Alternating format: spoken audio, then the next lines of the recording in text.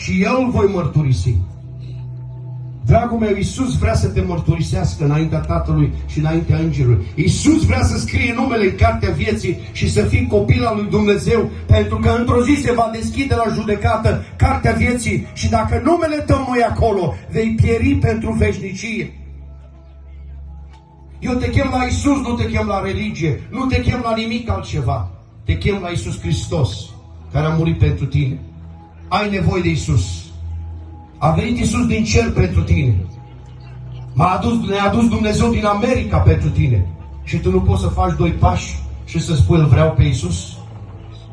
Este cineva aici care vrea să primească pe Fiul lui Dumnezeu.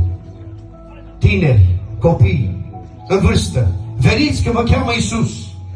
Spune o cântare, îngerii stau mirați în cerul că Domnul cheamă și voi nu veniți. El a făcut totul. El a făcut totul. Tu doar trebuie să primești darul lui Dumnezeu. Este cineva care vrea să primească iertarea de păcate, mântuirea, dreptul de a deveni copil al lui Dumnezeu. Vrei să vii aici? Este. Hai, vino. Vino. Că nu te chem să te fac de râs, ci te chem să mă rog cu tine. Da. Vino aici la Iisus.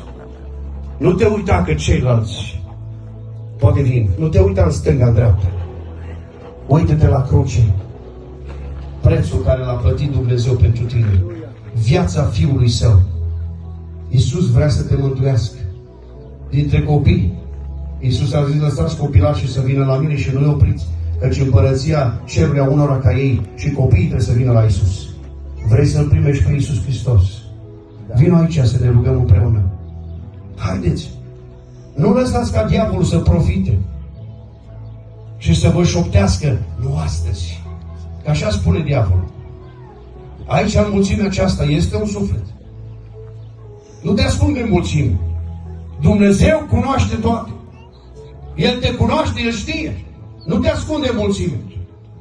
Erau mulți oameni în jurul lui Iisus, dar era Zacheu care îl căuta pe Iisus. Și Iisus a văzut și l-a chemat. Există? Mai există suflete. Știu că există. Aici în spate sunt suflete care au nevoie de Iisus. Vino aici să mă rog cu tine. Poți să pleci acasă și acum ai venit plin de păcate, neiertat de Iisus, nemântuit.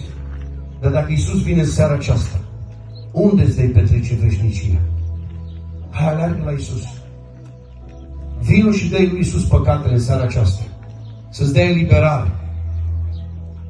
Vino să te scoată din robia în care trăiești. Poate te ascunzi de părinți. Poate părinții nu știu. Că te duci pe internet și te uiți la toate prostiile. Și vrei să scapi de atâta timp și nu poți. Iisus Hristos a venit să elibereze pe cei robiți. Poți să pleci acasă liber. Te cheamă Iisus. Vrei să primești mântuirea? Vino la Iisus să primești. Gratuit. Nu este. Ce te ține acolo? Ce te ține? Diavolul te ține. Dumnezeu te iubește, te vrea. A dat și a făcut treaba. A dat ce a avut mai scump. Ce poate să mai facă? Nu poate să te forțeze. Nu poate să te atragă. Decât dacă vrei să vii. Vino la Iisus. Mai sunt suflete dintre tineri acolo. Vrei să vii să ne rugăm? Pentru tine, pentru mântuirea ta, pentru veșnicia ta. Haideți că Iisus poate nu mai vine. Astăzi e ziua mântuirii. Azi, dacă auziți glasul, nu vă împietriți inima. Mâine nu e al dumneavoastră. Vrei să vii la Iisus? Mai este aici. Știu că mai sunt. Știu că mai sunt care nu sunt mântuiți, care nu sunt păcați cu Dumnezeu. Nu te împietri. Că Biblia spune așa: nu vezi tu că cu împietrirea inimii tale care nu vrea să pocăiască îți adune o comoară de mânie pentru ziua judecății? Va fi o judecată. Iisus, care a fost predicat astăzi și e mântuitor, va fi judecător. Și nu vei putea să spui că n-ai auzit și n-ai știut. Vino că El a murit pentru păcate, primește iertarea și lasă-L să-ți ia păcatele, să pleci acasă liber de păcate. Pentru că plata păcatului e moartea. Hai tineri, copii, veniți să ne rugăm pentru voi. Împăcați-vă cu Dumnezeu. Acum este clipa, acum e timpul. Nu sta acolo. Tot ce contează e să faci un pas către Dumnezeu. Și atunci și Dumnezeu se apropie de tine. Nu sta de departe. Mai există suflet? Știu că mai există.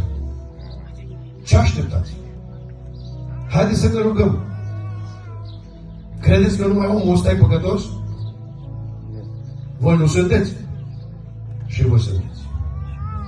Nu ești păcătos pentru că faci păcat, ci ești păcătos că te-ai născut în păcat. Te-ai născut în păcat. Dintr-un măr nu o să iasă portocal. Adam și Eva au fost păcătoși și noi toți ieșim din ei ca și păcătoși.